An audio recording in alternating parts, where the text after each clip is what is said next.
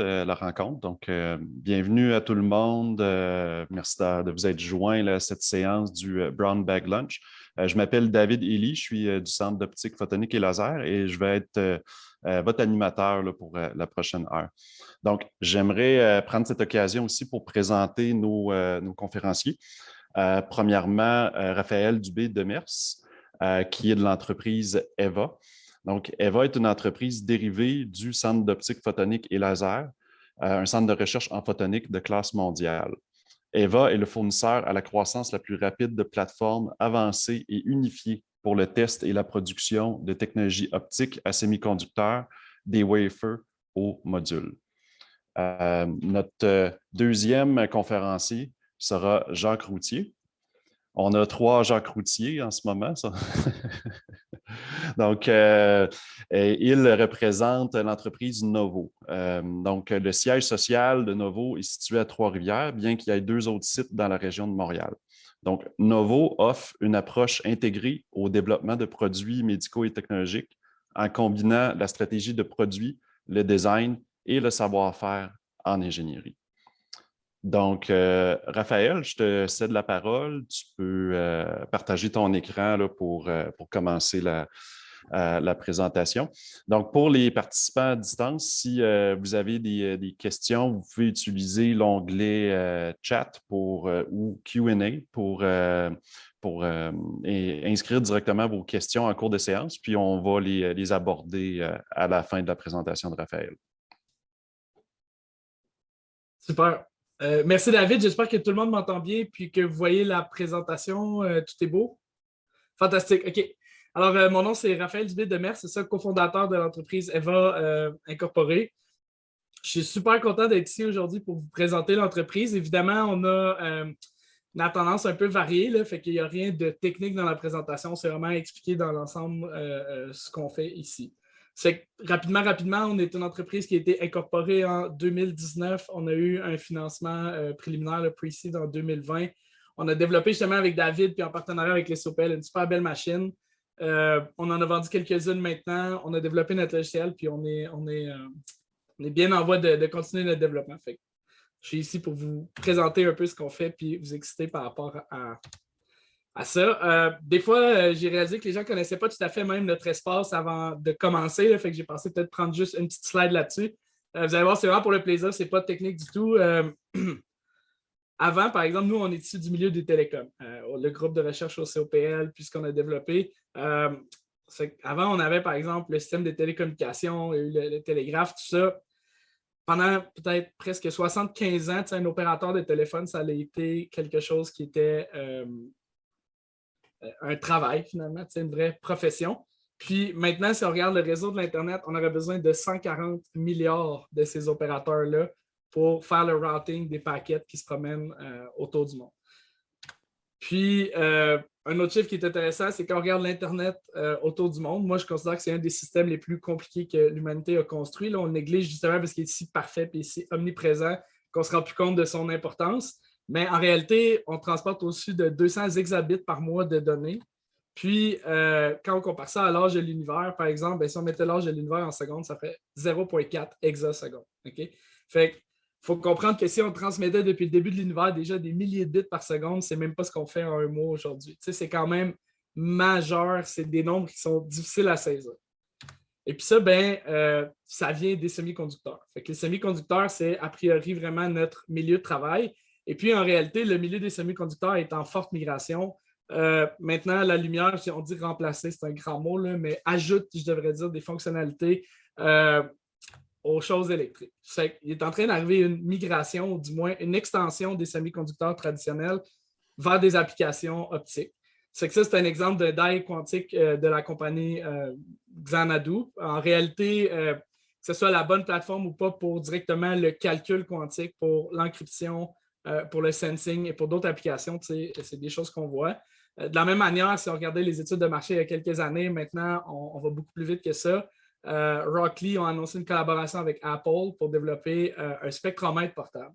C'est que dans le fond, c'est un appareil qui va pouvoir prendre un diagnostic, si on veut, de votre santé en temps réel, mais à des niveaux beaucoup plus avancés que des transducteurs électriques traditionnels. Fait que Ce qu'on essaie de dire par là, c'est que dans notre espace, non seulement c'est un gros milieu, les applications développées, ils sont fondamentales, puis ils sont un peu le backbone, moi je dis, du futur. Là. Si on pense à l'intelligence artificielle et tout, c'est majeur. Fait que pour vous donner une idée, ça c'est l'image d'un vieux CPU d'Intel, mais c'est à peu près de ça que ça a l'air aujourd'hui encore, c'est juste qu'on n'avait pas des images récentes.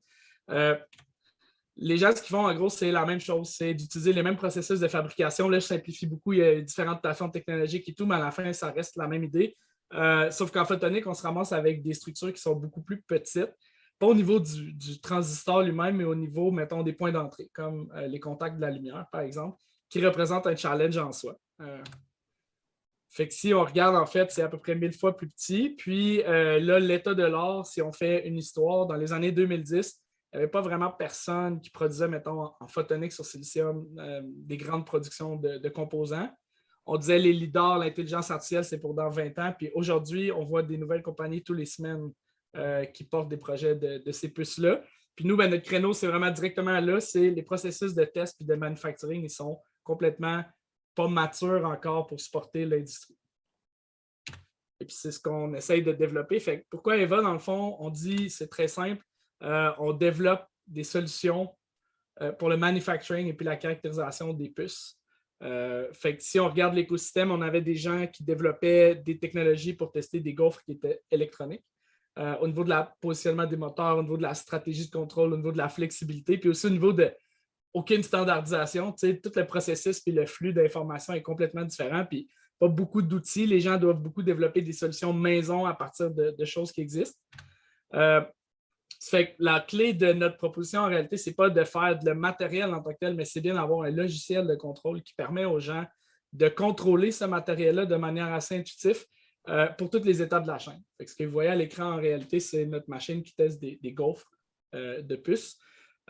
Évidemment, cette machine-là peut être défaite en morceaux pour faire des tests à d'autres niveaux. Et puis, l'infrastructure de contrôle, dans le fond, permet de travailler à différents niveaux dans la chaîne. Fait que ça ne reste pas juste une gaufre, éventuellement, ça devient ce qu'on appelle un module, ça devient un système. Puis, il y a toutes sortes de propositions de valeur ajoutées. Nous, ce qu'on essaie de donner aux gens, finalement, c'est le one-stop shop qu'on appelle pour le testing puis l'intelligence. Fait qu'à la fin de la journée, un des gros défis que les gens avaient, c'est qu'ils ont plusieurs vendeurs, des solutions maison, puis ça fait un environnement qui est très fragmenté. Nous, ce qu'on offre aux gens, c'est un logiciel de contrôle avancé avec de l'intelligence artificielle qui leur permet de faire tous les processus qu'ils ont à faire. Fait que pas juste la production, mais la R&D, yield engineering, reporting, design recommendation, puis des choses comme ça. C'est le propre d'Eva, c'est vraiment le logiciel. Fait que d'un côté plus léger, c'est quoi le challenge que les gens ont? Je l'ai dit tantôt, les trucs sont infiniment petits. Tu sais, quand on regarde dans le bas à droite un coupleur naïf qu'on appelle un coupleur à forme inversée, là, si on veut en français, c'est de la taille d'un virus. Tu sais. Fait au niveau réel, c'est très difficile. Personne ne peut vraiment se vanter d'avoir une compréhension réelle. Là. Fait que ce que j'essaie de dire par là, c'est que le feedback du test dans l'environnement de design est quelque chose de fondamental. Parce qu'on ne peut même pas, à l'avance, de manière déterministe, prédire toutes les variations de procédés et leur impact possible sur le produit. Personne ne peut garantir les performances, même pas les fonderies de qui on les achète. Et puis, pour complémenter le challenge, il n'y a pas de standard. Ça veut dire qu'en électronique, si moi je mets un morceau de fonction sur ma puce, en réalité, il y a déjà un environnement qui va me garantir le morceau fonctionnel, qui va garantir la propriété et tout. En français, ce n'est pas du tout possible, finalement, de faire ça en photonique. Ça fait que la solution qu'on a développée, c'est vraiment simple. En réalité, là, je vais tout mettre les morceaux. Voilà. On appelle ça Pilot AI. Le concept est vraiment simple. Les gens ont toutes sortes de circuits à tester. C'est le bout qui est PIC, Photonic Integrated Circuit. Puis en réalité, ils ont d'autres besoins sous-jacents. Ils ont besoin de faire une traçabilité sur leur inventaire, de gérer le life cycle du produit, ainsi de suite. Puis nous, ce qu'on fait, c'est qu'on lit finalement le fichier de génération de ces puces-là qui sont envoyées aux fonderies. On génère un environnement hiérarchique de données qui permet aux gens comme d'ancrer éventuellement les résultats de test, les résultats d'analyse, les résultats de système, les étapes de fabrication et tout. Fait qu'on contextualise l'information. Ensuite de ça, le logiciel gère ce qu'on appelle l'équipement. C'est-à-dire que quand on entre dans un laboratoire, on peut définir une station de test, puis on peut définir ensuite une logique de test qui sont en fait découplées. Et puis, l'environnement d'exécution permet de rejoindre tout ça ensemble puis de faire une vraie exécution de test. Ça offre encore une fois toutes sortes de propositions de valeur intéressantes. Les gens peuvent gérer leur station à distance, migrer des flux logiques. Ça encourage beaucoup la réutilisation aussi, principalement au niveau, mettons, des différentes verticales de test. Fait que si on suit le produit, souvent il y a des métriques ou des figures de mérite qu'on va vouloir tracker à chaque étape. Pourquoi on réinventerait le test, le visuel, puis le data analysis et tout, puis pourquoi on ne systématiserait pas finalement le suivi de ces objets-là. C'est un petit peu le propre finalement d'Eva. Puis évidemment, on a des features très avancées là, dans comment on peut accomplir la logique, qu'on permet aux gens de faire des tests en exécution parallèle, par exemple, de gérer des optimisations, puis des concepts, par exemple, comme de la stabilisation active d'interféromètres ou de choses qui nécessitent normalement un meilleur challenge, là, je dirais, du point de vue d'un ingénieur de test. Ensuite de ça, on a la capacité de créer des plans de test. Ça, c'est très intéressant. On peut finalement distribuer la logique de ce qui est à accomplir puis en créer le management, si on veut, à distance. Puis les deux morceaux vraiment intéressants là, où je vais glisser plus d'informations, peut-être c'est sur le côté des données. Moi, je pense qu'à la fin de notre environnement, ça ne se veut pas du tout seulement un producteur de données. La production, c'est un prétexte pour organiser les données. Puis ensuite de ça, vient la création d'intelligence qui est vraiment la recommandation pour la conclusion basée sur ces données-là. Fait on a des visuels, on a des analyses à nous puis des modèles, mais on a aussi des connexions vers des outils génériques. Là, on ne peut pas remplacer certains outils. Je pense que notre réponse est de se connecter comme il faut. Puis, on a planché dans la dernière année et demie sur des projets d'intelligence artificielle. Là, ça, ce que ça nous permet de faire, c'est vraiment varié, puis c'est ce que je voulais un petit peu décrire aujourd'hui. D'abord, avant de parler des trucs les plus exotiques, on peut commencer par un exemple simple. Nous, par exemple, les gens font fabriquer des puces, ça vient sous forme de lot.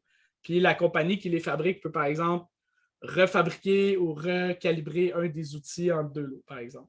Ce qui va arriver, c'est que le comportement physique va changer potentiellement d'un lot à l'autre.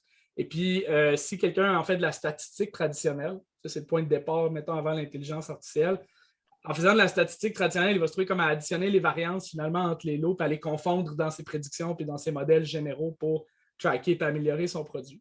Avec l'intelligence artificielle, tu n'es pas obligé de présupposer ces variations-là. Tu peux soit pas en tenir compte ou tu peux les détecter automatiquement pour mieux en tenir compte dans un autre modèle ensuite.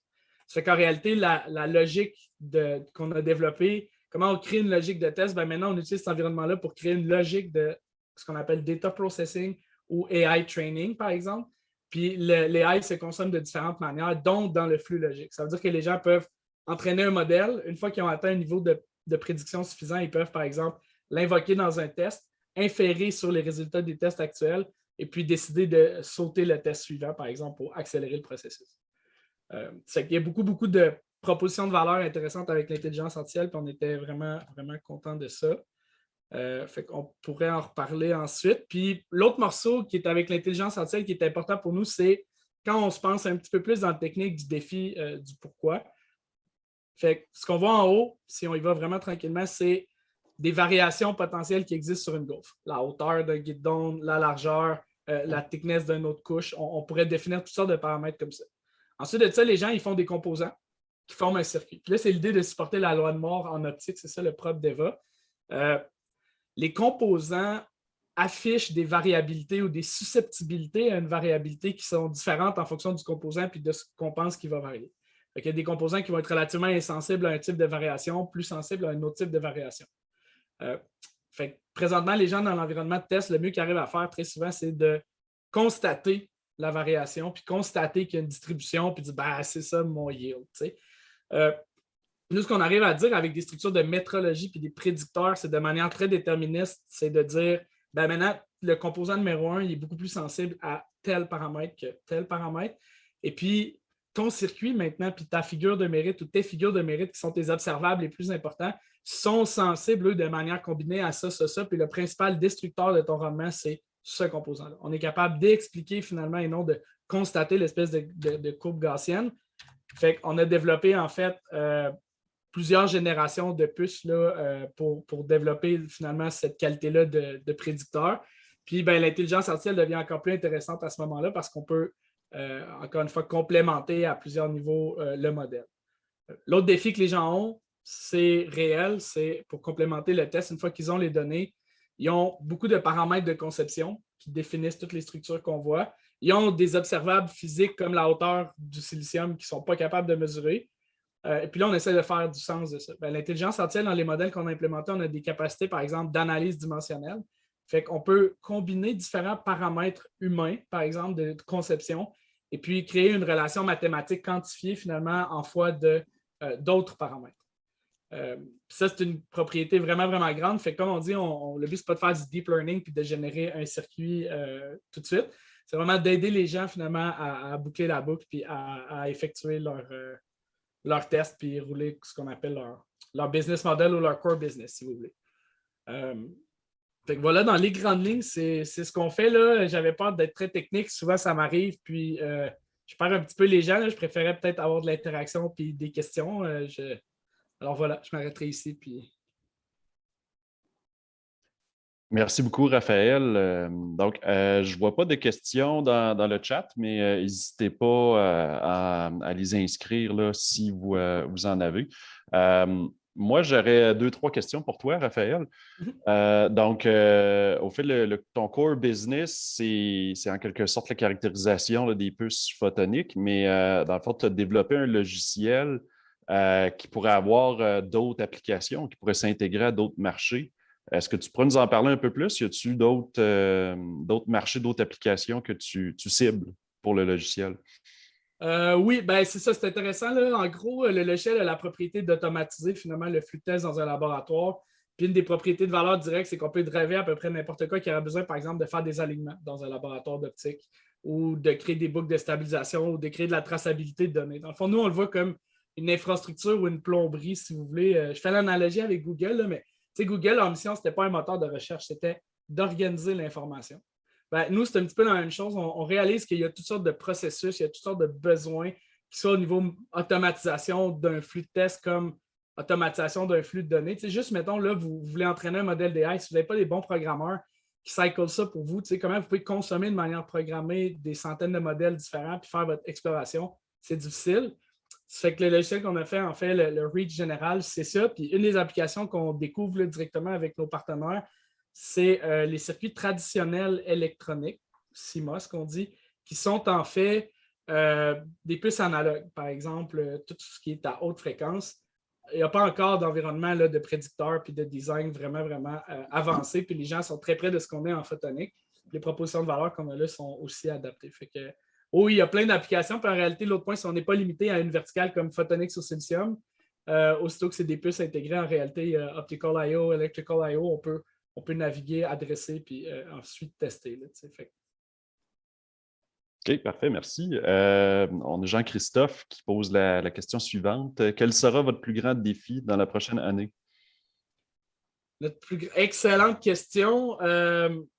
Moi, je pense qu'en toute honnêteté, quand je regarde le plan qu'on a exécuté dans les 2 dernières années, on a eu le succès escompté. C'est-à-dire qu'on a développé la techno, on a créé une équipe, on a réalisé des ventes significatives. C'est que ça va bien. Je pense que notre plus grand défi, là, quand on regarde en avant, c'est de briser les barrières puis d'attaquer des gros clients puis de prendre du marché puis de sortir d'ici. C'est un défi réel. Puis on a beau vouloir lever des sommes, là, commercialiser au travers du monde, c'est très dispendieux, c'est pas évident. Nous, les gens ils vont demander des démonstrations, c'est des produits assez dispendieux, fait que le temps de vente est long. Fait que je pense que pour nous, de tomber en mode commercialisation plus formel, c'est un défi qu'on doit attaquer cette année là, pour continuer la promesse de croissance. Oui, oui, tout à fait. Donc, moi, je reviens peut-être à quelque chose que tu as mentionné au début de ta présentation, là, comme de quoi qu'il n'y avait pas vraiment de standard ou de standardisation là, au niveau de la fabrication et la caractérisation des puces. Pourquoi? C'est-tu par la difficulté d'en faire la vérification des propriétés ou si des standards ou autre? Je t'écoute. Il y a plein de raisons, mais moi, je pense que dans la jeunesse de la techno, il y a une explication. Puis ensuite de ça, il y a dans la capacité à paramétriser puis à définir des observables puis des figures de mérite qui se répètent. Ça ne fait pas si longtemps qu'on coupe la lumière puis qu'on comprend de manière efficace ce que c'est, fait qu'on n'était pas capable d'établir un standard.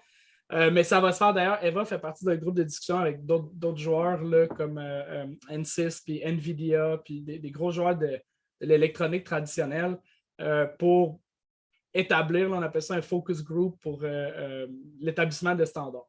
Dans le fond, les environnements de simulation, les autres, ils vivent le même problème. Ils veulent créer un standard. Nous, l'architecture de données qu'on a faite, puis comment on la traite, ça donne un bon point de départ pour faire des exemples réels. Mais je pense que ça va être difficile de créer des standards. Là, autrement dit, c'est un standard qui va devoir supporter le développement de figures de mérite puis de notions qui ne sont pas encore existantes aujourd'hui. Puis je pense que ça, c'est un des défis. Alors qu'en électronique digitale, quand l'avènement des Logic Gates, puis ça est bien confirmé, c'était relativement trivial de faire des standards ensuite, parce qu'il y avait des métriques qui étaient constantes. Pour nous, dans une application, une certaine figure de mérite ne veut rien dire dans l'autre. Puis on utilise peut-être finalement le même composant. Ça fait que je pense qu'il y a un défi, mais en même temps, c'est là où est le nerf de la guerre, puis c'est là où est un grand bloquant pour les industries. Là, fait que c'est, en réalité, en établissant les prédicteurs puis l'intelligence artificielle, ce qu'on souhaite faire, c'est en fait accaparer le bon recette pour des composants finalement qui ont de la valeur pour les gens, puis de pouvoir les prédire, les qualifier puis les paramétrer à l'avance, en faisant un genre de pré-standard. Fait que présentement, les gens ils travaillent au niveau de ce qu'ils appellent un Process Design Kit. Là. Ça veut dire que le design d'un composant n'est pas standardisé parce qu'il justement est attaché à un procédé de fabrication. Puis ça, c'est une autre grosse difficulté de l'industrie, je pense, c'est de créer quelque chose qui transcende un peu la notion de PDK et de fab, de dépendance à la fabrication.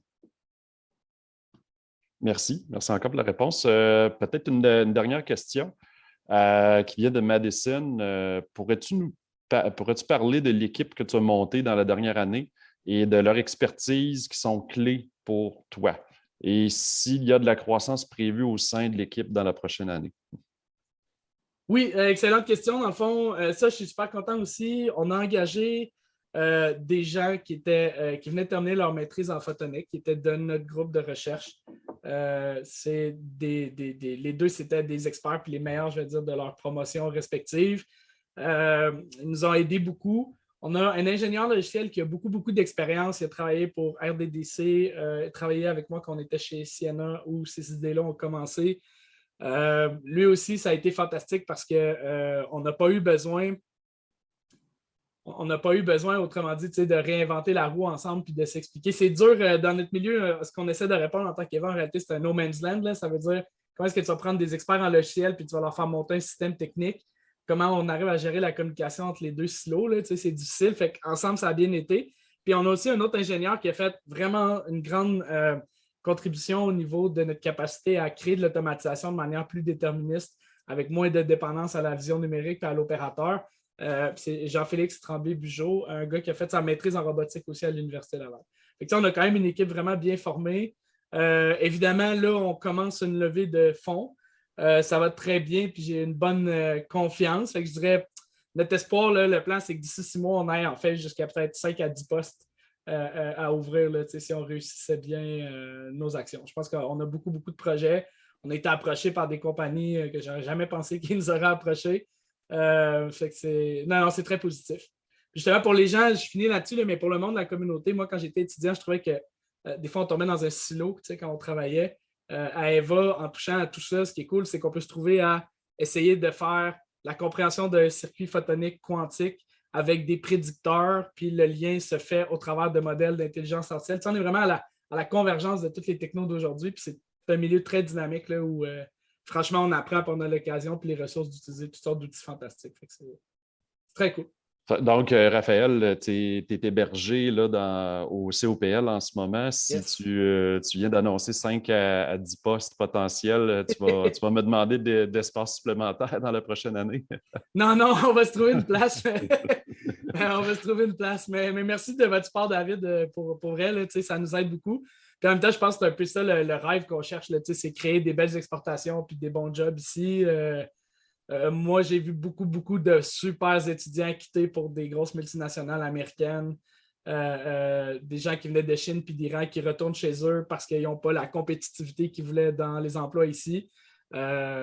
Si on peut faire partie du succès du rayonnement de la ville puis de l'université, puis conserver finalement ces top talents-là ici, c'est encore mieux. Si on peut leur donner un environnement de travail où ils sont heureux, c'est encore mieux. Fait que voilà. Merci. Oui, oui, je te comprends. Ça fait partie de nos défis aussi. Tu sais, du COPL, quand on forme la main-d'œuvre hautement qualifiée, on veut qu'il reste dans la province et contribuer au développement socio-économique là, de notre secteur. Euh, Peut-être, dans le fond, c'est évident que tu as eu du soutien là, donc, depuis la fondation là, des votes. Peux-tu nous parler peut-être de un ou deux programmes clés qui ont vraiment aidé ton entreprise là, à se propulser? Ben, il y en a eu beaucoup parce que je dirais que chaque élément nous a amené une petite partie de compréhension puis de réponse. C'est-à-dire que, tu sais, moi, j'ai commencé le cheminement au tout début entrepreneurial Laval, puis déjà, tu sais, circonscrire les grands concepts, les grands défis, les grandes étapes, tu sais, c'est déjà une super école. On a eu des gens de Québec, on a eu Savoir qui nous a aidés, qui est devenu Axelis, stratégie de pays, on a eu d'autres gens, l'équivalent de Savoir, là, qui est à Montréal, le nom m'échappe tout le temps, mais un peu la même chose, comment négocier l'API avec l'université, quoi faire comme réflexion. On a eu beaucoup de gens aussi, là, je vais le dire vraiment, des gens privés, des gens de leur propre chef qui m'ont appelé et ont dit ben, si tu veux, puis tu as une question, appelle-moi, je vais te répondre. Il y a eu en fait un gros effort de communauté, moi j'ai trouvé derrière nous qui a été vraiment fantastique. Ça m'a donné lieu de rencontrer des gens fantastiques. On rencontre des gens de partout. J'ai pu faire presque le tour du parc techno en termes de découvertes, puis de gens à rencontrer, puis de commentaires. Tu sais, les gens, ils donnent des commentaires. Quand tu es ouvert, ils t'en donnent des bons puis des mauvais, puis tu peux créer là-dessus. Là. Ça a été un gros facteur. L'environnement du COPL au niveau technique qui nous a supporté, les groupes de recherche.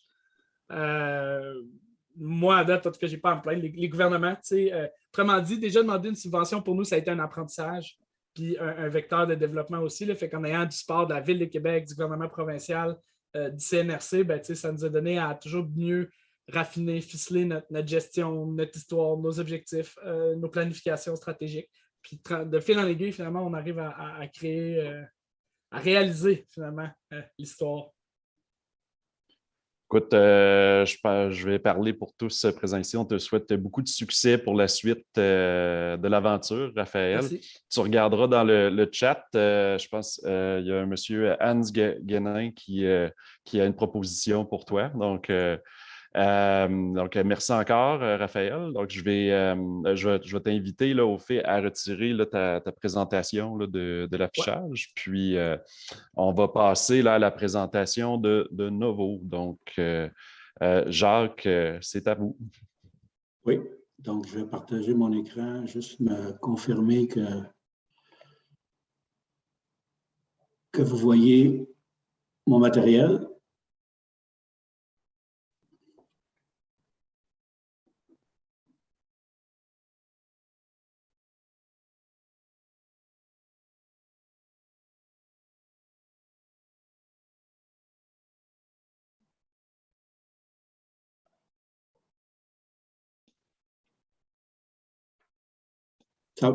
Ça va? Moi, je le vois. Oui, tout va bien. Parfait. Bon, ben, merci à tout le monde d'être là aujourd'hui. Donc, mon nom est Jacques Routier et puis je suis avec deux de mes collègues, Philippe Lapierre et Jean-François Garcia, au développement des affaires. Et puis, ce que je vais faire aujourd'hui, c'est vous donner peut-être un aperçu de Novo, qu'est-ce qu'on fait, notre expertise et puis les domaines, les segments de marché dans lesquels on est actif actuellement. Donc, dans un premier temps, peut-être juste mentionner que Novo, c'est une firme de services d'ingénierie spécialisée en stratégie de produits, en conception et en développement de produits. On est actif pas juste au niveau physique du produit, mais aussi au niveau numérique. Donc, ce que ça veut dire, c'est qu'on va assurer aussi la connectivité des produits qu'on développe dans le cloud. On va développer l'aspect applicatif aussi, en plus des considérations physiques normales là, que vous pouvez penser qui sont requises quand on développe un produit. Novo est ciblé actuellement sur la vision de l'entreprise, c'est vraiment de développer des produits qui aident à améliorer la vie des gens. Donc, c'est un petit peu la vision, puis ça recoupe un peu, ça chapeaute un peu tous les types d'interventions qu'on va faire actuellement.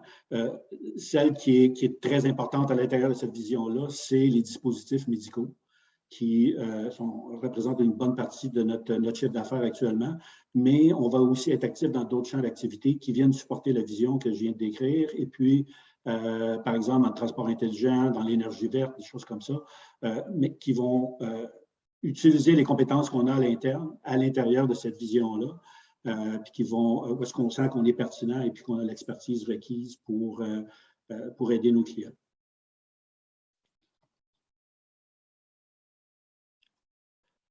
Donc, on travaille avec plusieurs types d'entreprises. Ça peut être des startups, où est-ce que c'est sûr que notre modèle d'affaires résonne bien avec ces gens-là parce qu'il n'y a pas nécessairement toujours le besoin de bâtir une équipe au complet.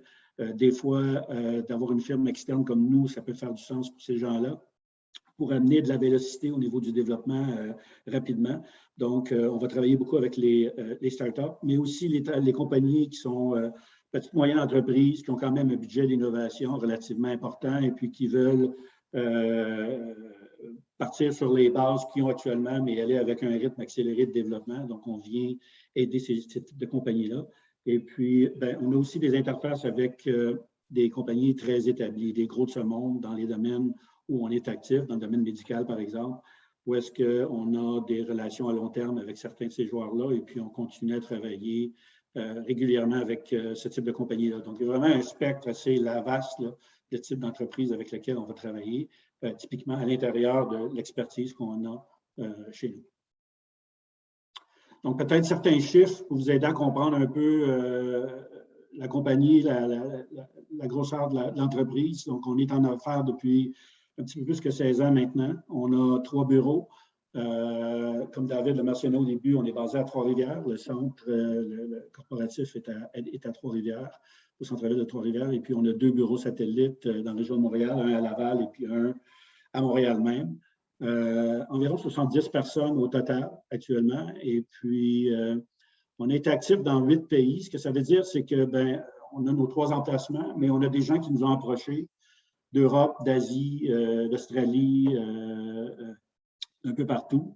Mais je dirais, on a fait ces mandats-là avec ce type de clients-là. On était plus en mode réactif à ce moment-là. C'est des gens qui nous ont approchés par des contacts, par des référencements qu'ils ont eu de gens avec qui on a travaillé dans le passé. Et puis, on a fait des mandats à l'international. Donc, on est habitué de travailler avec les time zones différents et être capable d'avancer avec des projets assez complexes. Mais le focus de la compagnie actuellement est vraiment sur l'Amérique du Nord. Donc, c'est le territoire de prédilection où on focus nos efforts actuellement proactivement pour développer les affaires de Novo. Donc, États-Unis, Québec et le reste du Canada. Et puis, c'est ce qui nous tient le plus occupé actuellement. On demeure, comme je le disais, réceptif à des demandes qui peuvent arriver d'ailleurs aussi. On a des mandats actuellement avec d'autres gens en Asie actuellement aussi. On couvre pas mal tout ce que vous pouvez penser qui est requis pour faire le développement d'un produit médical ou autre. Donc, on va commencer avec le design industriel, l'expérience utilisateur, l'expérience, l'interface usagée, le génie mécanique, électronique, logiciel embarqué, applicatif. Ceci étant dit, il va arriver des situations où est-ce que, pour une raison ou une autre, on n'a pas l'expertise chez nous. Puis l'optique, c'est un exemple de ça. Novo a de l'expertise pour intégrer des composants optiques à l'intérieur des designs sur lesquels on va travailler, mais n'a pas d'experts optiques chez nous, puis on n'a pas nécessairement l'intention d'en avoir. Donc, en ce moment-là, on va chercher des gens de l'externe qui viennent apporter cette contribution-là, qui font partie à ce moment-là de l'équipe de projet pour nous permettre de développer le produit avec le client. Et puis, c'est des aides ponctuelles à ce moment-là qu'on vient chercher avec l'expertise externe. L'optique, c'est un domaine, ça peut être en RF, par exemple, ou d'autres types de technologies où est-ce qu'on n'a pas nécessairement l'expertise à l'interne actuellement chez nous. Donc, je vais vous donner une idée peut-être du spectre d'engagement qu'on a avec nos clients. On peut commencer très, très tôt. Même avant la phase de développement de produits comme tel, pour établir la stratégie de produit. Ce que ça veut dire, c'est que les clients vont nous approcher et puis ont une idée, ont un concept en tête de ce qu'ils veulent faire. On peut, à ce moment-là, commencer à travailler avec eux pour établir une stratégie de produit. Et puis, ce qu'on va faire à ce moment-là, c'est qu'on a des méthodes, des processus très bien définis chez nous qui vont nous permettre de vraiment bien définir quelles sont les features qu'on doit incorporer dans le produit. On va regarder quel est le landscape au niveau compétitif, quelles sont les autres technologies, les autres produits qui sont déployés dans le marché actuellement. Et puis, on va parler avec les usagers du produit cible, les usagers cibles du produit, pardon, pour être capable de définir quelles sont les features que ces gens-là voudraient retrouver dans le produit pour essayer de le rendre le plus attrayant pour eux. Donc, on va parler, encore une fois, exemple dans le domaine médical, bien, on va parler avec des chirurgiens, avec des docteurs, avec des infirmières, des ingénieurs biomédicaux. On va parler même avec les gens d'entretien. Toutes les personnes qui doivent, d'une façon ou d'une autre, interfacer avec le produit vont être interviewées pour être capables de vraiment bien comprendre qu'est-ce que ces gens-là veulent voir à l'intérieur du produit. Et puis, toute cette information-là va alimenter les phases subséquentes de développement. Donc, ça, c'est la première contribution qu'on va faire souvent. Des fois, les gens ont déjà fait ce travail-là. À ce moment-là, on va valider le travail, on va peut-être poser certaines questions pour être sûr qu'il y a un alignement au niveau de ce qu'on pense qui serait pertinent comme stratégie de produit. Dans le cas où ce que c'est pas fait, ou c'est pas fait, à ce moment-là, on peut amener cette contribution-là dans son entièreté. Suite à ça, la prochaine étape, c'est le développement de ce qu'on appelle l'expérience chez nous. Donc, c'est les premiers mock-ups, c'est les premiers croquis de ce que le produit va avoir l'air. L'interface usager va commencer à être définie à ce moment-là, l'enveloppe externe, les matériaux, la grosseur du device, du dispositif, pardon. Et puis, on va vraiment brainstormer pour arriver avec plusieurs concepts. Et puis, à partir de là, on va travailler avec nos clients pour essayer de raffiner qu'est-ce qui serait le plus intéressant. Et puis, on utilise beaucoup d'informations de la stratégie de produit que je parlais auparavant pour être capable de déterminer lesquels que des concepts qui vont être les plus attrayants. On va en sélectionner un ou deux à partir de là. Et puis, ça va être la base pour être capable d'établir le développement qui va être fait par la suite. L'autre chose que je voulais rajouter, c'est que tout ce travail-là se fait pas en vase clos. Donc, on ne s'isole pas chez nous et puis on vous revient quelques semaines, mois plus tard avec un produit fini. C'est fait de façon très, très collaborative, très, très transparente aussi. On a des outils de collaboration chez nous qui sont très efficaces pour vous permettre de bien voir ce qu'on fait en temps réel, 24/7. Et puis, on a des suivis avec vous face à face ou à distance pour être capable de vous montrer comment les choses avancent. Mais tout ça est fait de façon collaborative. Donc, il n'y a pas, vous êtes parfaitement en contrôle de ce qui est fait, vous avez visibilité sur ce qui est fait. Ça vous permet aussi de donner votre point de vue sur l'alignement des prochaines étapes. Et puis, une fois qu'on a le concept de bien sélectionner, à ce moment-là, on fait le développement de toutes l'interne du produit. Donc, on va faire le développement logiciel, le code embarqué va être finalisé, les éléments mécaniques vont être finalisés aussi, toute la préparation, le DFM pour préparer la fabrication va être considéré ici, puis arriver à un prototype fonctionnel qui va être testé, qui va être validé de notre côté, vérifié, je dirais. Et puis, à partir de là, typiquement, il va y avoir quelques modifications à faire sur le produit. Et puis, tout ça va nous enligner sur un design freeze du produit à la fin de cette étape-là qui va être transféré en production.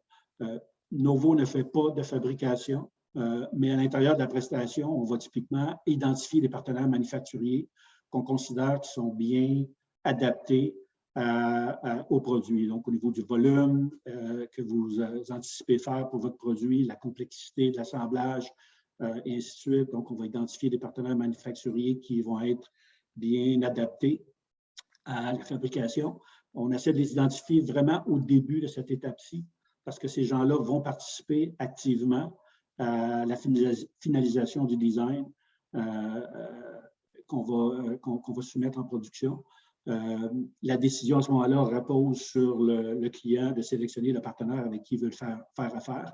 Mais nous, suite à ça, on va les intégrer dans le processus de développement et on va supporter le transfert en production, le support aussi, et puis s'assurer que le contrôle de la qualité des premiers lots pour assurer que la production en volume va être à la hauteur des attentes du client.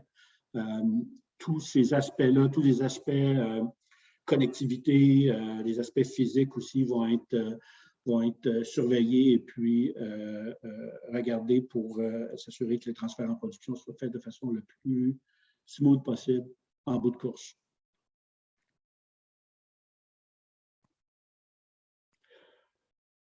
Pour faire tout ça, chez Novo, on a un processus de développement qu'on appelle idéal, basé sur l'acronyme que vous voyez ici, immersion, définition, élaboration, adaptation, lancement. C'est un processus qu'on a mis en place il y a plusieurs années. C'est un processus qui a été éprouvé, qu'on a utilisé plusieurs fois à l'intérieur de tous les projets qu'on a faits, et puis qui permettent de faire les choses d'une façon contrôlée, et puis de ne pas faire multiples itérations, puis de ne pas avoir de surprise, puis d'y aller de façon où est-ce que vous avez une bonne visibilité aussi sur la progression des étapes. Pour vous donner un petit peu plus de définition sur chacune de ces étapes-là. La première étape d'immersion, c'est vraiment le but, c'est de se mettre au niveau de vos connaissances par rapport à ce qui doit être fait. Donc, on va prendre connaissance des documents que vous avez, des informations que vous avez de disponibles pour vraiment se mettre à niveau avec votre compréhension de ce qu'il y a à faire. Après ça va nous amener à la phase définition où est-ce qu'on va vraiment aligner les requis, les spécifications du produit. On va aussi identifier les risques, de quelle façon on va adresser ces risques-là, pour qu'à la fin de la phase définition, on a vraiment une bonne idée de ce qui doit être développé, de quelle façon qu'on va le développer, et puis s'il y a des incertitudes, il y a des risques à ce moment-là, de quelle façon on va les adresser. Et puis on est vraiment à ce moment-là en mesure de commencer la phase d'élaboration en plein contrôle puis en pleine connaissance des incertitudes. C'est sûr qu'on n'est jamais totalement en contrôle des incertitudes, donc je dirais la majorité sont sues et connues. Il y a des choses qu'on va découvrir au fur et à mesure qu'on avance. Celles-là vont être adressées au fur et à mesure, mais je dirais 80-90% des incertitudes sont adressées et puis on a une stratégie pour les adresser à la fin de la phase définition. Après ça, on s'en va en élaboration où est-ce qu'on fait vraiment le développement au complet du produit, des prototypes qui vont par la suite être testés. Après ça, on s'en va sur la phase d'adaptation où est-ce que le test va révéler certaines lacunes, certains ajustements, modifications qui doivent être faits. Et puis, toutes ces modifications-là vont être incorporées au design du produit à la phase d'adaptation. Et puis, à la fin, on supporte le lancement. Donc, le lancement, ce que c'est essentiellement, c'est le transfert en production. C'est le transfert de toutes les informations par rapport aux produits qui vous sont remises à la fin du projet. Les dessins techniques, les schémas, les schématiques, toutes les informations sur le produit vous sont transférées pour que vous soyez le plus autonome possible à la fin de notre prestation. C'est sûr que nous, notre but, c'est de rester disponible avec vous dans l'éventualité où vous auriez besoin de nos services suite au transfert de ces informations-là pour améliorer, supporter les produits qui ont été lancés. Mais le but, c'est que vous soyez parfaitement autonome à la fin de cet engagement-là. Autre petit point ici que j'aimerais mentionner, c'est que la propriété intellectuelle vous est remise aussi dans son entièreté. Novo ne garde aucun droit sur le matériel, sur les développements qui sont faits pour nos clients.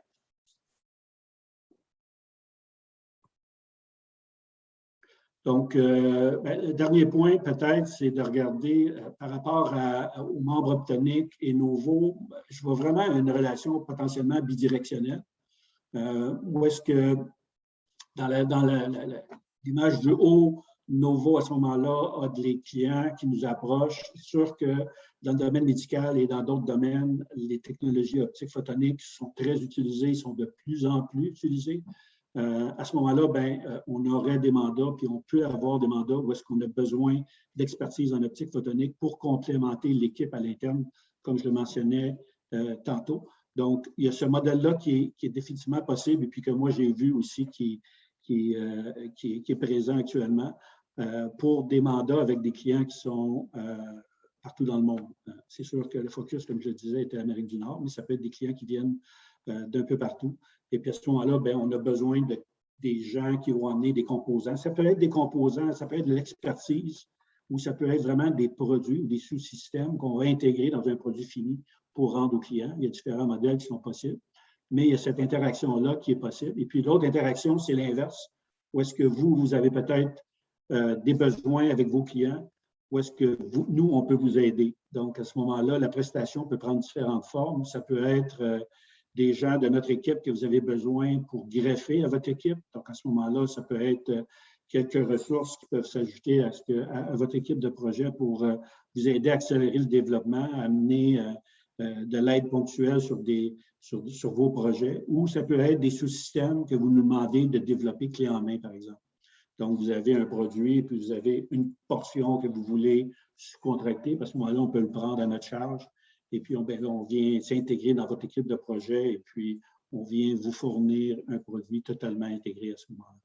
Donc, il y a les deux niveaux d'interface, d'interaction, je pense, qui sont possibles dépendamment de vos besoins, dépendamment de nos besoins aussi là, dans le futur, je pense. Donc, ça complète ma présentation pour aujourd'hui. On peut peut-être passer à l'étape des questions. Parfait, merci beaucoup, Jacques. Très intéressant et effectivement très, très pertinent aujourd'hui vos services. Donc, vous avez mentionné une bonne partie de vos clients sont des PME et des startups, justement, qui n'ont peut-être pas des besoins autant soutenus d'avoir des équipes, par exemple en ingénierie, en programmation. Donc, je suis sûr que justement, au sein des membres du réseau Optonic, en fait, j'espère que suivant la rencontre d'aujourd'hui, que vous allez avoir quelques personnes intéressées là, à travailler avec vous là, pour la suite. N'hésitez pas, si vous avez des questions, vous pouvez utiliser l'onglet chat. Moi, j'en ai quelques-unes pour vous. Vous avez mentionné que vous travaillez avec des clients à l'international, donc vous êtes plus en mode réactif. Là, c'est eux qui vous ont approché. Donc, est-ce que vous avez des perspectives de croissance de Novo pour établir des bureaux en dehors du Canada? Oui, on a des plans de ce côté-là. Je dirais, on est réactif par rapport à l'international. C'est juste une précision, c'est qu'on était proactif actuellement avec le marché américain et le marché autre que le marché canadien externe au Québec. C'est sûr qu'au marché américain, 50% des développements dans le domaine médical se fait aux États-Unis actuellement. Puis à l'intérieur du marché américain, 50% se fait en Californie. Donc, dans l'optique de ça, nos ambitions d'expansion, ce serait probablement d'avoir un bureau aux États-Unis, je dirais dans un horizon de 2 à 3 ans. La stratégie actuellement, ce serait probablement de faire ça à travers une acquisition, pas nécessairement de partir un bureau from scratch. Donc, ce serait une acquisition d'une compagnie où est-ce qu'il y a vraiment un bon arrimage culturel, parce que l'aspect culturel chez Novo est très, très fort. Donc, on veut être sûr qu'ils sont en ligne avec notre vision, puis qu'on ait un arrimage de ce côté-là. Et puis, à ce moment-là, il y aurait probablement une acquisition qui serait quelque chose qu'on regarderait là, dans un avenir, pas court terme, je dirais, mais probablement plus dans un 2 à 3 ans. OK. On vous le souhaite, bien sûr. Puis, justement, peut-être en lien avec la croissance, est-ce que vous avez des besoins actuels en termes de main-d'œuvre, par exemple, qui pourraient soutenir la croissance de l'entreprise? Oui, on a des postes ouverts actuellement. On en a eu plusieurs au courant de l'année. Écoute, Novo a grandi de 40% l'année passée au niveau du headcount. Et puis, on continue à grandir cette année. Donc, oui, on a des besoins. Je te dirais, avec la COVID et avec la situation qu'on a vécue, ça a aussi ouvert la possibilité d'aller chercher des contributeurs externes qui ne sont pas nécessairement attachés avec un bureau de développement comme tel, mais qui peuvent être complètement en mode remote. Donc, on a des gens, puis on considère actuellement des gens qui sont même à l'extérieur de la province, qui seraient des ressources qui viendraient se greffer à l'équipe et qui pourraient contribuer au niveau de l'équipe et puis qui viennent chez nous de temps en temps, mais qui pourraient rester en mode remote et contribuer à nos projets. OK. Sinon, pour les projets peut-être plus à teneur photonique, est-ce que vous avez des besoins actuels que les membres du réseau Optonic pourraient vous aider? Oui, on a des besoins actuellement. On a des opportunités en cours, des discussions avec des clients qui incorporent de la technologie optique. Ces gens-là font le développement technologique de base, là, le core, comme on dit, mais tout ce qui est l'intégration de ces technologies-là à l'intérieur d'un produit physique, c'est quelque chose où est-ce qu'on a des besoins. Donc, d'avoir de l'aide ponctuelle pour pouvoir nous aider à assurer que l'intégration se fait de la bonne façon, je dirais être un besoin. On le voit, j'en ai actuellement des opportunités, des clients avec qui on parle qui ont des besoins de ce côté-là. Donc, je dirais que pour répondre à ta question, oui, il y a des besoins. C'est de voir à ce moment-là, est-ce que c'est plus de l'aide de ressources expertes qui viennent nous aider à complémenter ce qu'on fait nous pour faire l'intégration de produits ou potentiellement d'intégrer des sous-systèmes que des membres de l'Optonic pourraient nous fournir, qui sont déjà intégrés et puis qui pourraient être à ce moment-là donner un autre, d'y aller avec un petit peu plus de matériel off-the-shelf au lieu de faire du développement et de l'intégration de composants optiques à l'intérieur d'un device comme tel. OK. Donc, si je comprends bien, c'est autant au niveau de l'expertise propre peut-être à chaque sous-domaine relié aux entreprises ou aux institutions membres que pour l'achat de produits et services qui sont offerts par les entreprises. Donc, oui. J'avais une autre question sur la propriété intellectuelle, mais vous y avez répondu. Hein. Vous avez mentionné que toute la propriété intellectuelle issue des projets revient à vos clients. Oui. J'ai une dernière question sur la méthodologie idéale que vous avez présentée. Est-ce que c'est une méthodologie qui est propre à Novo ou c'est quelque chose qui est plutôt standardisé en développement de produits? Je te dirais, chaque compagnie a une version de cette séquence de développement-là à eux. Nous, on l'a identifié comme idéal, c'est parce qu'à cause des différentes phases qu'on a. Mais c'est vraiment, c'est pas, je dirais, typique ou c'est pas spécifique à Novo, ce type de développement-là. C'est un processus qui est relativement standard dans l'industrie. Nous, on le fait, puis d'une certaine façon, avec les 5 étapes. Les gens vont le faire des fois en 6, 7 étapes, il y en a d'autres qui vont le faire en 4. Nous, on a décidé de le faire en 5 parce qu'on pense que chacune de ces étapes-là a une valeur, puis a certains risques associés, puis on veut le délimiter comme ça, puis ça nous a bien servi dans le passé. Mais c'est une méthodologie qui a été éprouvée et puis qui est très importante à mettre en place pour vraiment dérisquer puis être sûr qu'en bout de course, on a un produit qui est à la hauteur des attentes du client. Parfait. Donc, je ne vois pas de questions dans le chat. Je te remercie, Jacques, pour la présentation. Remerciements aussi à Raphaël là, qui a participé pour la première demi-heure. Donc, ceci va clore au fil cette édition du Brown Bag Lunch. Donc, je remercie tout le monde là, pour leur participation. Puis, Jacques, s'il y a des besoins que tu penses que le COPL pourrait t'aider, n'hésite pas à me contacter. Je pourrais te mettre en lien là, avec des personnes qui pourraient avoir l'expertise que vous recherchez. Donc, parfait. Super. Bien, merci beaucoup. Bonne journée à tous. Au revoir. OK. Merci. Bonne journée.